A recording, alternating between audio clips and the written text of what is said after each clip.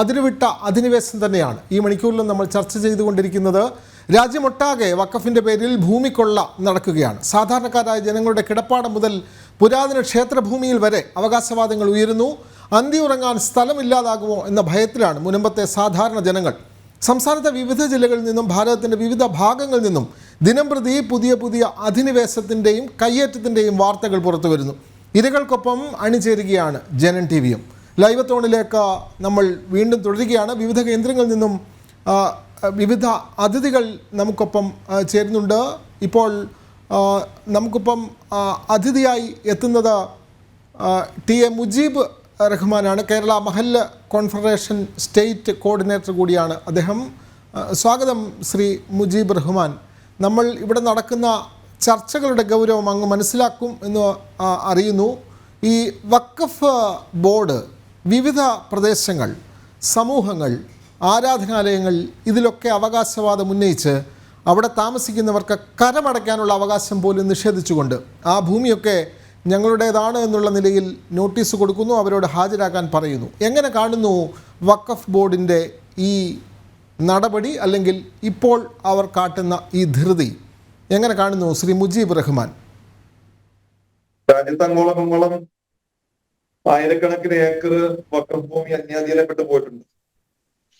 അതുമായി ബന്ധപ്പെട്ടുകൊണ്ടുള്ള വഖഫ് ബോർഡിന്റെയും സർക്കാരിന്റെയും കോടതികളുടെയും നടപടികൾ നടക്കുന്നുണ്ട്. ഇപ്പോ ഇതുമായി ബന്ധപ്പെട്ട് കേന്ദ്ര ഗവൺമെന്റ് വഖഫ് നിയമം റദ്ദ് ചെയ്യുന്നതുമായി ബന്ധപ്പെട്ടുകൊണ്ടുള്ള നീക്കങ്ങൾ ആരംഭിച്ചിട്ടുള്ള സാഹചര്യത്തിൽ അതിന് കൂടുതൽ ബലം നൽകുന്നതിന് വേണ്ടി ജനങ്ങളിൽ തെറ്റിദ്ധാരണ പരത്തുന്ന ഒരു സമീപനമാണ് ജനൻ ചാനൽ ഉൾപ്പെടെയുള്ള മാധ്യമങ്ങൾ,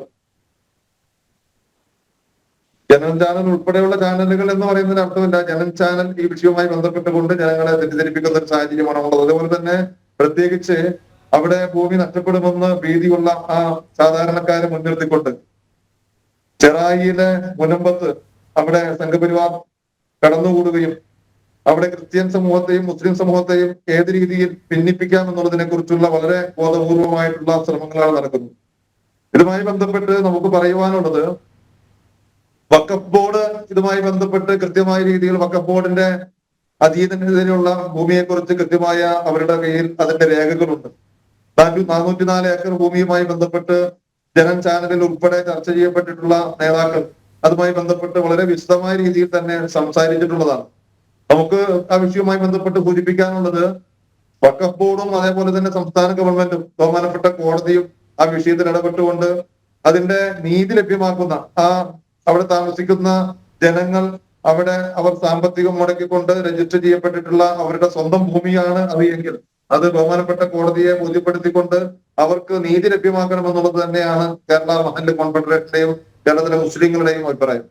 ശ്രീ മുജീബ് റഹ്മാൻ, അങ്ങ് പറഞ്ഞ ഒരു കാര്യം, അവിടെ ഇപ്പോൾ ഈ മുനമ്പത്ത് സ്വാഭാവികമായും അവിടെ ക്രൈസ്തവ വിശ്വാസികളാണ് കൂടുതൽ, അവിടെ ക്രൈസ്തവ ദേവാലയങ്ങളുമുണ്ട്. പക്ഷേ മതപരമായി നോക്കിയിട്ടല്ല വഖഫ് ബോർഡ് ഈ ഭൂമി ഞങ്ങളുടേതാണ് എന്ന് പറയുന്നത്. ഈ മുനമ്പത്തടക്കം കേരളത്തിൻ്റെ വിവിധ പ്രദേശങ്ങളിൽ മുസ്ലിങ്ങളായിട്ടുള്ള ആളുകളുടെ ഭൂമിയും വഖഫിൻ്റേതാണ് എന്ന് പറഞ്ഞ് കൊടുത്തിട്ടുണ്ട്. അതും ജനൻ ടി വി കൊടുത്തിട്ടുണ്ട്. അല്ലാതെ ക്രൈസ്തവരും ഹൈന്ദവർ എന്നുള്ള വേർതിരിവിലല്ല. ഇവിടെ താമസിക്കുന്നവരിൽ മുസ്ലിം ജനവിഭാഗത്തിൽപ്പെട്ടവരും അതിലുണ്ട്. അപ്പോൾ സ്വാഭാവികമായും ഇപ്പോൾ മുജീബ് റഹ്മാൻ താമസിക്കുന്ന സ്ഥലം നാളെ വഖഫ് ബോർഡ് വന്ന് പറയുകയാണ് ഇത് ഞങ്ങളുടേതാണ്, നിങ്ങൾക്ക് എന്തെങ്കിലും കാരണം കാണിക്കാൻ ഉണ്ട് എങ്കിൽ നിങ്ങൾ എത്തണമെന്ന് പറഞ്ഞ് ഒരു നോട്ടീസ് അങ്ങേക്ക് ലഭിച്ചാൽ എന്തായിരിക്കും അങ്ങയുടെ പ്രതികരണം? കേരള മഹല്ല് കമ്മിറ്റിയുടെ ഭാരവാഹി എന്നുള്ള നിലയിലല്ല, മുജീബ് റഹ്മാൻ താമസിക്കുന്ന വീടും സ്ഥലവും തങ്ങളുടേതാണ്, അതിൽ എന്തെങ്കിലും എതിർപ്പുണ്ടെങ്കിൽ അറിയിക്കണമെന്ന് പറഞ്ഞ് വഖഫ് ബോർഡ് ഒരു നോട്ടീസ് തന്നാൽ എന്തായിരിക്കും അങ്ങയുടെ പ്രതികരണം? അത് സ്വാഭാവികമായും അവർക്ക് ഉണ്ടാകുന്ന ഒരു വികാരമല്ലേ ശ്രീ മുജീബ് റഹ്മാൻ? നമുക്കറിയാം, സാധാരണ 4 സെന്റ് കോളനികൾ എന്ന് പറയുന്ന ദളിത് സമൂഹം താമസിക്കുന്ന പ്രദേശം, ആ പ്രദേശം ഏതെങ്കിലും ഒരു സമ്പന്നൻ അവിടെ കടന്നു ചെന്നുകൊണ്ട് ആ 4 സെന്റ് കോളനിയിൽ താമസിക്കുന്ന വ്യക്തിയുടെ ആ ഭൂമി പൈസ കൊടുത്ത് വാങ്ങി, പിന്നീട് നേരത്തെ പറഞ്ഞ പോലെ ഞാൻ തന്നെ ആ വാങ്ങിക്കപ്പെട്ട വ്യക്തിയാണ് എങ്കിൽ അത് വർഷങ്ങൾക്ക് ശേഷം ആ ഭൂമിയെ സംബന്ധിച്ചിടത്തോളം ആ ഭൂമി കൈമാറാൻ പാടില്ല എന്നുള്ള കൃത്യമായ വ്യവസ്ഥയുള്ള ഭൂമിയാണ്. വഖഫുമായി ബന്ധപ്പെട്ടുകൊണ്ട് അതിന്റെ മുത്തവല്ലിമാരോ ഉത്തരവാദിത്തപ്പെട്ടവരോ കൃത്യമായ രീതിയിൽ അവരത് പരിപാലിക്കപ്പെടുന്ന സാഹചര്യം ഉണ്ടാകാതെ, നേരത്തെ താങ്കൾ സൂചിപ്പിച്ചു എന്റെ ഭൂമി, എന്റെ ഭൂമി നിലവിൽ ഏതെങ്കിലും ഒരാൾ വന്നിട്ട് അത് വഖഫിന്റെ ഭൂമിയാണ് എന്ന് പറയുന്ന ഒരു അവസ്ഥ വന്നാൽ ഞാൻ അത് ഏത് വർഷമാണോ രജിസ്റ്റർ ചെയ്യപ്പെട്ടിട്ടുള്ളത് അതിന്റെ ആധാരം ഞാൻ കൃത്യമായ രീതിയിൽ ബോധ്യപ്പെടുത്തും. അതിന്റെ മുന്നാധാരം ഞാൻ ബോധ്യപ്പെടുത്തും. നിലവിലുള്ള അവസ്ഥയിൽ ഞാൻ ആ ഭൂമി വാങ്ങിക്കാൻ വേണ്ടി എന്റെ അധ്വാനത്തിന്റെ വിയർപ്പിന്റെ അംശം കൊണ്ട് എനിക്ക് ഒരു കിടപ്പാടത്തിന് വേണ്ടി ഒരു ഭൂമി മേടിക്കാൻ വേണ്ടി പോകുമ്പോൾ അത് ഒരു വ്യക്തി എന്നുള്ള രീതിയിൽ, കാരണം ഞാൻ ആ മുടക്കപ്പെടുന്ന ഭൂമി അതിന്റെ രേഖകളെ കുറിച്ച് ഞാൻ കൃത്യമായ രീതിയിൽ പരിശോധിക്കും. അതിന്റെ മുന്നാധാരം എടുക്കും. അത് അഡ്വക്കറ്റിന്റെ കൈവശം കൊടുക്കും. ആ ഭൂമി ഇത്തരത്തിൽ ക്രയവിക്രയം ചെയ്യാൻ പാടില്ലാത്ത ഒരു ഭൂമിയാണ് എന്നുള്ളതിനെ കുറിച്ചുള്ള കൃത്യമായ ബോധ്യം എനിക്കുണ്ടെങ്കിൽ ഞാൻ ആ ഭൂമി വാങ്ങില്ല. ഞാനത് മറച്ചു വെച്ചുകൊണ്ട് നിലവിൽ ആ ഭൂമി വഖഫിന്റെയോ അതല്ലെങ്കിൽ നേരത്തെ പറഞ്ഞ ദളിത് സമൂഹം താമസിക്കുന്ന 4 സെന്റ് കോളനികൾ പോലെയുള്ള അത്തരത്തിലൊരു ഭൂമിയാണ് എങ്കിൽ ഇത് രജിസ്റ്റർ ചെയ്യാൻ വേണ്ടി നിലവിൽ ഞാനിപ്പോ താമസിക്കുന്നത് കണ്ണൂർ താലൂക്കിലാണ്. കണ്ണൂർ താലൂക്കിലെ വെണ്ണല പ്രദേശത്താണ്. എന്റെ ജില്ല എടപ്പള്ളിയാണ്. ഞാൻ രജിസ്റ്റർ ചെയ്യപ്പെടാൻ വേണ്ടി നേരത്തെ സൂചിപ്പിച്ച എടപ്പള്ളി വില്ലേജിൽ ചെല്ലുമ്പോൾ അവിടെ നിലവിൽ ആ ഭൂമി കൈമാറ്റം ചെയ്യപ്പെടാൻ പാടില്ലാത്തൊരു ഭൂമിയാണ് എന്നുള്ളത് കൊണ്ട് തന്നെ അതിന്റെ രജിസ്റ്റർ ചെയ്യുവാൻ ചുമതലപ്പെടുത്തിയിട്ടുള്ള വ്യക്തി അത് രജിസ്റ്റർ ചെയ്ത് തരില്ല. കാരണം അതിന്റെ രേഖകളുടെ അടിസ്ഥാനത്തിലാണ് ഈ പറഞ്ഞിട്ടുള്ള നിലവിലെ ചെല്ലാനത്തെ ഭൂമിയുടെ വിശദാംശങ്ങൾ പരിശോധിക്കുക. അവിടെ എത്ര താമസക്കാരുണ്ട് എന്നുള്ളതിനെ കുറിച്ചുള്ള കൃത്യമായ കണക്കെടുക്കുക.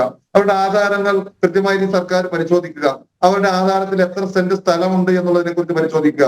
അവിടെയുള്ള 404 ഏക്കറാണ് നിലവിലുള്ള അവസ്ഥയിൽ അവിടുത്തെ വഖഫ് ഭൂമി എന്ന് നിലവിൽ വഖഫ് ബോർഡും അതുമായി ബന്ധപ്പെട്ടുകൊണ്ടുള്ള ഫാറൂഖ് കോളേജ് ഉൾപ്പെടെയുള്ളവർ കൃത്യമായ രീതിയിൽ ബോധ്യപ്പെടുത്തുമ്പോൾ ആ 404 ഏക്കർ നേരത്തെ താങ്കൾ പറഞ്ഞു എന്റെ ഭൂമിയുമായി ബന്ധപ്പെട്ടുകൊണ്ട് അത്തരത്തിലൊരു തർക്കം ഉണ്ടാകുകയാണെങ്കിൽ അത് വില്ലേജിലോ അതല്ലെങ്കിൽ താലൂക്കിലോ അല്ലെങ്കിൽ പോലീസ് സ്റ്റേഷനിലോ എത്തപ്പെടുന്ന ഒരു അവസ്ഥ വന്നാൽ സാധാരണ രീതിയിൽ നമ്മുടെ നാട്ടിൽ നടക്കുന്ന നടപ്പെന്താണ്? അതല്ലെങ്കിൽ എന്റെ അയൽവാസിയുമായി ബന്ധപ്പെട്ട് എന്റെ ഒരു ഭൂമി തർക്കമുണ്ടായി, എന്റെ അതിർത്തിയുമായി ബന്ധപ്പെട്ട് വിഷയമുണ്ടായി. സാധാരണ വില്ലേജ് ഓഫീസിൽ നിന്ന് ആള് വന്ന് അത് അളന്ന് തിട്ടപ്പെടുത്തി എനിക്ക് എത്ര സെന്റ് ഉണ്ട് എന്നുള്ളതിനെ കുറിച്ച് നിജപ്പെടുത്തി അതിന്റെ ന്യായം സ്വീകരിക്കുന്ന സാഹചര്യം ഉണ്ടാകും. അതല്ലെങ്കിൽ അത് കോടതിയിലേക്ക് പോകുന്ന അവസ്ഥ വന്നാൽ കോടതിയിൽ അതുമായി ബന്ധപ്പെട്ടുകൊണ്ടുള്ള ന്യായാന്യായങ്ങൾ നടന്ന് എനിക്ക് നീതി ലഭ്യമാക്കുന്ന സാഹചര്യം ഉണ്ടാകും. ഇവിടെ വഖഫുമായി ബന്ധപ്പെട്ടുകൊണ്ട് മുൻപത്തുള്ള വിഷയം, ആ വിഷയത്തിൽ നേരത്തെ എല്ലാവരും പറയുന്നത് ഗവൺമെന്റ് ഇടപെട്ടുകൊണ്ട് വിഷയം പരിഹരിക്കണമെന്നതാണ്. താങ്കൾക്കറിയാമോ അതെനിക്കറിയില്ല. ഇടതുപക്ഷ ജനാധിപത്യ മുന്നണിയുടെ നേതൃത്വത്തിലുള്ള പിണറായി വിജയൻ സർക്കാർ ഈ വിഷയവുമായി ബന്ധപ്പെട്ടുകൊണ്ട് ഒരു പരിഹാരത്തിന് വേണ്ടി നേരത്തെ ശ്രമിച്ചിരുന്നു.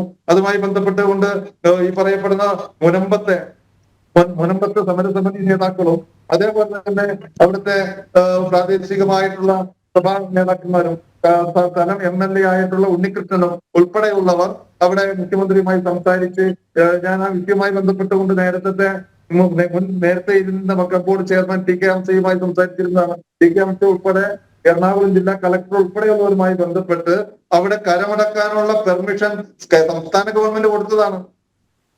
സംസ്ഥാന ഗവൺമെന്റ് ഈ പറയപ്പെടുന്ന ഇപ്പോ സമരം ചെയ്യപ്പെടുന്ന ആ പ്രദേശത്തുള്ള ജനങ്ങൾക്ക് കരമടക്കാനുള്ള പെർമിഷൻ കൊടുത്തിട്ടുള്ളതാണ്.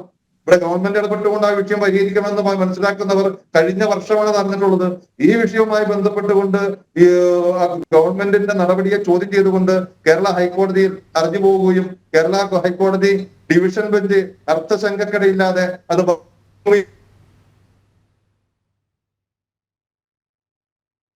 ചെയ്തിരിക്കുന്ന സാഹചര്യമാണുള്ളത്. ഇവിടെ ഇതുമായി ബന്ധപ്പെട്ടുകൊണ്ട് അനാവശ്യ തർക്കങ്ങളും വർഗീയമായിട്ടുള്ള ചേരിതിരിവുണ്ടാക്കാൻ വേണ്ടി ശ്രമിക്കുന്നവർ, നമുക്കറിയാം ബാബരി മസ്ജിദ് പ്രശ്നം. ബാബരി മസ്ജിദ് വിഷയത്തിൽ എങ്ങനെയാണ് പരിഹാരം ഉണ്ടായത്? ബാബരി മസ്ജിദ് വിഷയത്തിൽ ഏതെങ്കിലും കേന്ദ്ര ഗവൺമെന്റോ സംസ്ഥാന ഗവൺമെന്റോ അതല്ലെങ്കിൽ ഇവിടുത്തെ ഏതെങ്കിലും രാഷ്ട്രീയ പ്രസ്ഥാനങ്ങളോ മതസംഘടനകളോ ഒരുമിച്ചിരുന്നു കൊണ്ട് വിഷയം പരിഹരിക്കുകയായിരുന്നില്ലല്ലോ.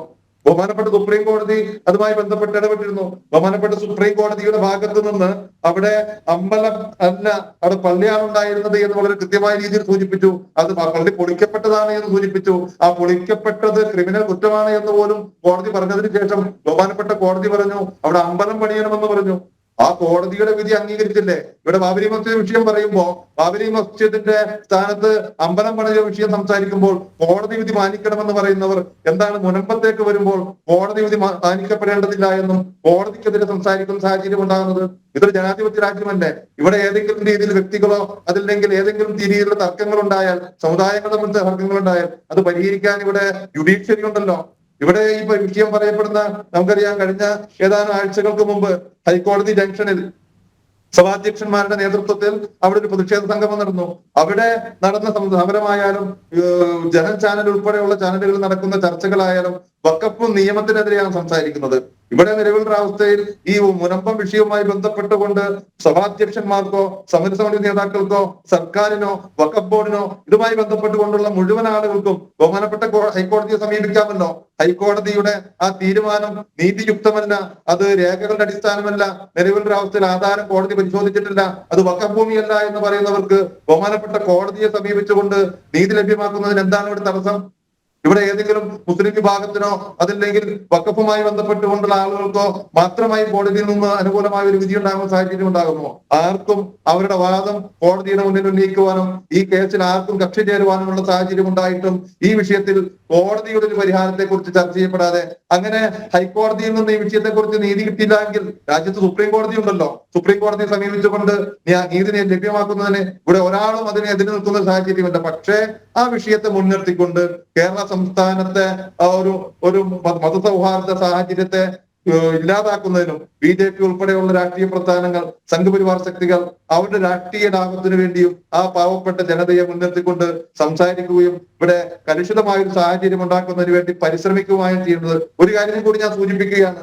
അവിടെ 610 നിർധനരായ പാവപ്പെട്ട ആളുകളുണ്ട് എന്ന് വാദിക്കുന്നവരോട് എന്തുകൊണ്ടാണ് നിങ്ങൾ അവിടുത്തെ റിസോർട്ടുകളെ കുറിച്ച് സംസാരിക്കാത്തത്? എന്തുകൊണ്ടാണ് അവിടെ മഹീന്ദ്ര ഉൾപ്പെടെയുള്ള റിസോർട്ടുകളുണ്ട്, അവിടെ ഈ പാവങ്ങൾക്ക് വേണ്ടി സംസാരിക്കാൻ വരുന്ന നേതാക്കൾ ഈ റിസോർട്ടുകളെ കുറിച്ച് സംസാരിക്കാതെന്ന ഈ പാവപ്പെട്ട റിസോർട്ട് മുതലാളിമാരെ സംരക്ഷിക്കണമെന്ന് നിങ്ങൾ പറയേണ്ടതില്ലേ? അവരെ റിസോർട്ട് മുതലാളിമാരാണെങ്കിലും അവർ പൈസ കൊടുത്ത് വാങ്ങിച്ച ഭൂമിയാണ് എങ്കിൽ അത് അവർക്ക് അവകാശപ്പെട്ടു തന്നെയാണ്. ആ ഭൂമി അളക്കാൻ എന്തുകൊണ്ടാണ് തയ്യാറാകാത്തത്? ഇവിടെ ഓരോ വ്യക്തികളുടെയും കയ്യിൽ ആധാരമുണ്ടെങ്കിൽ ആ ആധാരത്തിന്റെ അടിസ്ഥാനത്തിൽ ഓരോ ഭൂമിയും അളക്കാൻ തയ്യാറാകട്ടെ. എത്രമാത്രം ഭൂമി അവിടെ അന്യാധീനപ്പെട്ട് ഒരു അവകാശവുമില്ലാതെ പുറമ്പോക്കായി കിടക്കുന്നുണ്ട് എന്നുള്ളതിനെ കുറിച്ച് നിങ്ങൾക്കറിയോ? അപ്പോ ഈ വിഷയത്തെ കണ്ണടച്ചിരുട്ടാക്കിക്കൊണ്ട് വെറുതെ പച്ചക്കള്ളങ്ങൾ പ്രചരിപ്പിച്ചുകൊണ്ട് വഖഫ് നിയമം റദ്ദ് ചെയ്യുന്നതിന് വേണ്ടി കേന്ദ്ര ഗവൺമെന്റ് നടത്തിക്കൊണ്ടിരിക്കുന്ന ശ്രമങ്ങൾക്ക് വെള്ളം കുത്തുന്നതിന് വേണ്ടിയുള്ള ഒരു കാരണമാക്കി മുനമ്പത്തെ മാറ്റുവാൻ വേണ്ടി നടത്തുന്ന ശ്രമം അത് ശരിയല്ല എന്നുള്ളതാണ് സൂചിപ്പിക്കാനുള്ളത്. തീർച്ചയായും മുജീബ് റഹ്മാൻ പറഞ്ഞു വെക്കുന്നത് അത്തരത്തിൽ വഖഫ് ബോർഡ് ഇത് തങ്ങളുടെ ഭൂമിയാണ് എന്ന അവകാശവാദം ഉന്നയിച്ച് വരുമ്പോൾ അതൊക്കെ കോടതിയിൽ പോകട്ടെ, ഹൈക്കോടതിയിൽ പോകട്ടെ, സുപ്രീം കോടതിയിൽ പോകട്ടെ എന്നുള്ളതാണ്. സാധാരണ ഒരു ദിവസത്തെ അന്നത്തിന് വേണ്ടി അവിടെ ജീവിക്കാൻ വേണ്ടി പാടുപെടുന്നവർ, കൂലിപ്പണിക്ക് പോകുന്നവർ എല്ലാം ഹൈക്കോടതിയിൽ പോയി തങ്ങൾ പാരമ്പര്യമായി തങ്ങൾ തലമുറകളായി കൈമാറി വന്ന തങ്ങളുടെ കിടപ്പാടം സ്വന്തമാണെന്ന് തെളിയിക്കാൻ ഹൈക്കോടതിയിൽ പോകട്ടെ എന്നുള്ള ഒരു നിലപാടാണ് അദ്ദേഹം സ്വീകരിച്ചത്.